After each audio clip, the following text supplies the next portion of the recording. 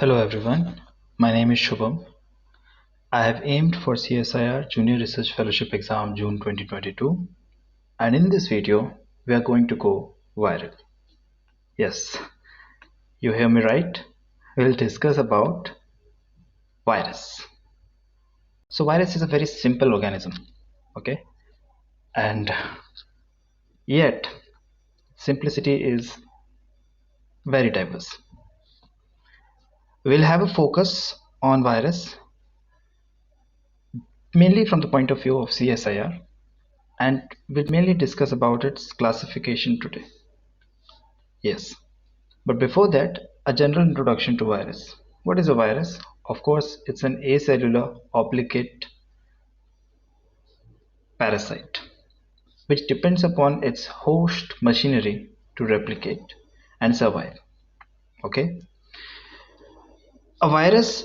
अब देखो वायरस के अंदर generally if we talk about its structure per se, so it has a nucleic acid and a protective covering which is capsid. This capsid helps the virus to infect this host and protect the virus from nucleases of the host.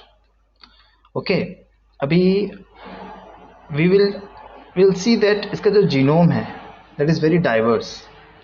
अगर हम virus के genome की बात करें तो of course it can be DNA virus, it can be RNA virus, और उसमें भी फिर बहुत सारा linear form, circular form, that may be singular, single stranded, double stranded, and different examples are there.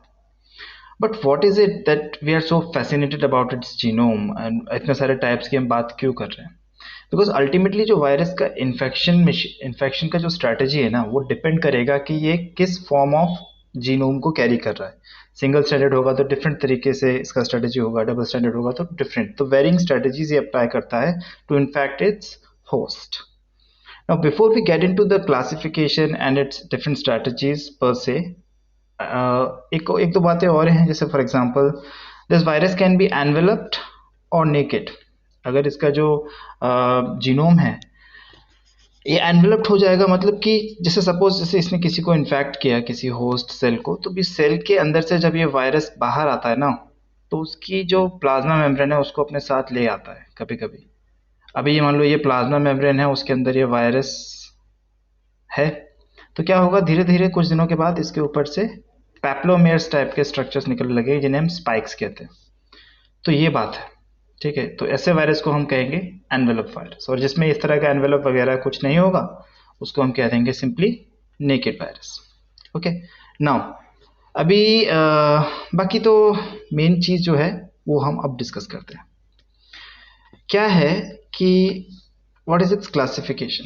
अब देखो इतने सारे टाइप्स ऑफ, यहाँ पे मैंने पूरा पेड़ बना रखा है, झाड़ सा बना हुआ है, एक single standard, double standard, single standard, double standard, circular, single standard, फलाना ठिकाना. तो एक जनरल माइंड में परसेप्शन आता है कि यार इनको ना इनके न्यूक्लिक एसिड के जो जीनोम का टाइप है उसके बेसिस पे क्लासीफाई कर सकते हैं कि single standard, double standard. But नहीं, जो राइट क्लासिफिकेशन है और जो पूरा एक्सेप्टेड है वो क्लासिफिकेशन का जो स्कीम है वो दिया था डॉक्टर डेविड बाल्टीमोर ने. इन्होंने 7 क्लासेस ऑफ वायरस को डिवाइड किया था 7 क्लासेस में. और क्या बेसिस था इनकी क्लासिफिकेशन का, दैट इज़ वेरी इंटरेस्टिंग. तो बेसिकली इनके 7 क्लासेस हैं और उनको बेस किया है इन्होंने mRNA कैसे बनाते हैं वो वायरस अपना, उसकी क्लासेस उसके बेसिस पे. बिकॉज अल्टीमेटली mRNA से प्रोटीन बनेगा और फिर उसका जो है फर्दर वो सर्वाइवल में हेल्प होगा. तो ये 7 क्लासेस हमको एज इट इज़ याद रखनी होंगी. Like for example this is class 1 double standard DNA, class 2 single standard DNA, class 3 double standard RNA, class 4 positive sense single standard RNA, class 5 negative sense single standard RNA, class 6 negative sense single standard RNA reverse transcriptase, and double standard DNA class 7th में reverse transcription. Alright, तो ये कैसे अपना mRNA form करते हैं ना, उस basis पर इनके सारे के सारे क्लासेस हैं. मतलब क्या हुआ, तो वो सिंपल है. एक चीज़ हमें जनरल हमेशा याद रखनी होगी मॉलिक्यूलर बायोलॉजी में बहुत से, कि आपका जो है जैसे डबल स्टैंडर्ड डीएनए है ना, तो इसका एक स्ट्रैंड होगा पॉजिटिव सेंस यानी कि सेंस स्ट्रैंड, और एक स्ट्रैंड होगा नेगेटिव स्ट्रैंड यानी कि एंटी सेंस स्ट्रैंड, जो कि टेम्पलेट की तरह वर्क करेगा और इससे एमआरएनए बनेगा और फर्दर एमआरएनए से प्रोटीन बनेगा। सिंपल, ये प्रोटीन बनाएगा बाद में, तो इसका तो कोई लोड नहीं है ना। डीएनए वाला का कोई दिक्कत नहीं है, जो सिंगल स्ट्रैंडेड भी होगा तो सिंगल स्ट्रैंडेड पहले वो डबल स्टैंडर्ड में कन्वर्ट होगा और फिर उसके बाद वो अपना जो है सिंपली जैसे डबल स्टैंडर्ड का प्रोसीड हो रहा था वैसे ही अपना प्रोटीन बनाएगा। जो बात आती है ना, मेन स्ट्रैटेजी चेंज होती है जब यहाँ पर आरएनए वाले वायरस की हम बात करने लगते हैं। तो जैसे for example positive sense RNA जो होता है, इसके अंदर पॉजिटिव आरएनए यानी कि आपका सेंस स्ट्रैंड होता है और ये सेंस स्ट्रैंड डायरेक्ट एमआरएनए बनाने के लिए जो सेंस स्ट्रैंड है it can directly form the protein. मगर अगर ये सारा आरएनए प्रोटीन बनाने में लग जाएगा तो फिर इसका जीनोम तो खत्म ही हो जाएगा प्रोटीन बन के। तो क्या करता है, रेप्लिकेस की हेल्प से कुछ पार्ट आरएनए बनाता है, अपना नेगेटिव का कॉपी बनाता है और उसमें से जो प्लस वाला होगा वो वेरिएंट रह जाएगा और नेगेटिव वाला फिर से एक कॉपी बनाएगा और इस तरीके से कुछ पार्ट अपना रेप्लिकेशन में जाता है और कुछ पार्ट प्रोटीन बनाने में लगता है। तो इसकी ये स्कीम ऑफ या ये स्ट्रेटेजी है सर्वाइव करने की, इसीलिए इसे हम अलग क्लास में रखते हैं। This is class fourth positive single stranded RNA की। इसके अलावा एक डबल स्ट्रैंडेड आरएनए है जो रियो वायरसेस में देखा जाता है। इसमें प्लस सेंस यानी कि सेंस और एंटी सेंस दोनों है बट आरएनए है। तो अगेन जो प्लस वाला होगा वो तो प्रोटीन बना लेगा ना डायरेक्ट, और जो नेगेटिव वाला है वो अपना प्लस का कॉपी बनाएगा और फर्दर आगे अपना रेप्लिकेशन से अपना जीनोम को बना के रखेगा। इसके बाद जो रेट्रो वायरस है, एक और अपना जो रिवर्स ट्रांसक्रिप्शन वाले जो हैं उनकी ये स्कीम है पूरी। इसमें क्या है, रिवर्स ट्रांसक्रिप्शन वालों का ये देख लो आप। रिवर्स ट्रांसक्रिप्शन में ऑफ कोर्स वही ट्रांसक्रिप्टेज की जगह रिवर्स ट्रांसक्रिप्टेज एंजाइम यूज होगा और ये अपना आरएनए डीएनए बनाएगा। पहले आरएनए से डीएनए बनेगा, डीएनए के बाद फिर डीएनए से फर्दर जो है अपना प्रोवायरल डीएनए ट्रांसक्रिप्शन होगा, एमआरएनए बनेगा और फाइनली प्रोटीन बनाएगा।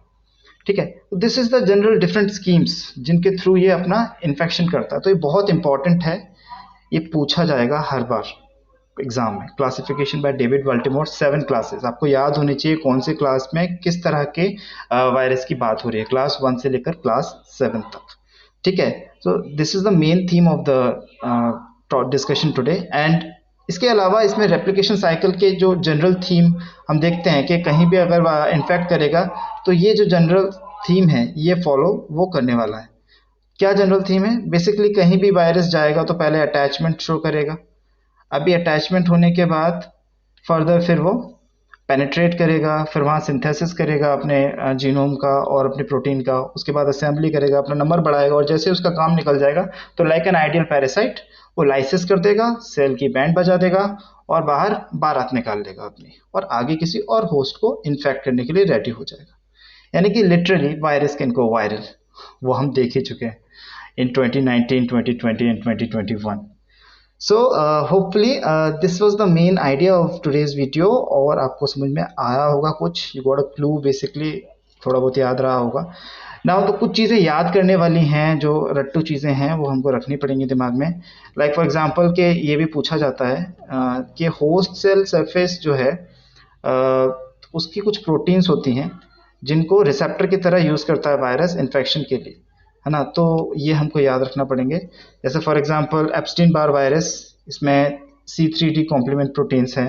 Hepatitis A virus alpha 2 macroglobulins, influenza A virus sialic acid, herpes simplex virus FGF receptor, measles virus CD4/6, polio के लिए इम्यूनोग्लोबिन सुपर फैमिली है, HIV का CD4 प्रोटीन या टी हेल्पर सेल्स हैं, reo type 3 virus beta adrenergic receptors हैं, rabies के लिए acetylcholine receptor है, रोटा वायरस के लिए एसिटाइलेटेड सियालिक एसिड है।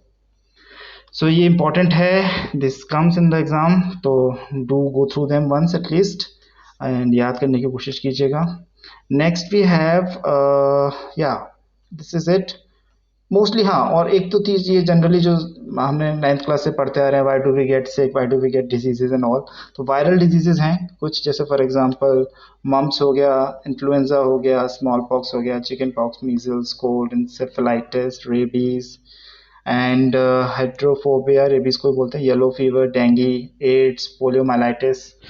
इनके बारे में जस्ट इनका ट्रांसमिशन कैसा हो सकता है, जैसे for example contaminated food, fluids, इनके थ्रू हो सकता है, अनप्रोटेक्टेड सिटीज़ होती हैं और जनरल इनका जो है इन्फेक्शन होता है, ऐसा कुछ कुछ कुछ होते हैं जो स्पेसिफिक, जैसे कि फॉर एग्जांपल अगर हम बात करें, ये जो है आपका कहाँ गया है इसमें, रेबीज, ये न्यूरल सिस्टम पे अटैक करता है, एंड दिस थिंग्स। तो या these are general things and this is it, thank. Okay, fine. I am thinking of taking the next topic as this molecular switches of this thing called as beta lambda phase. So lambda phase के molecular switches we will discuss in the next discussion hopefully.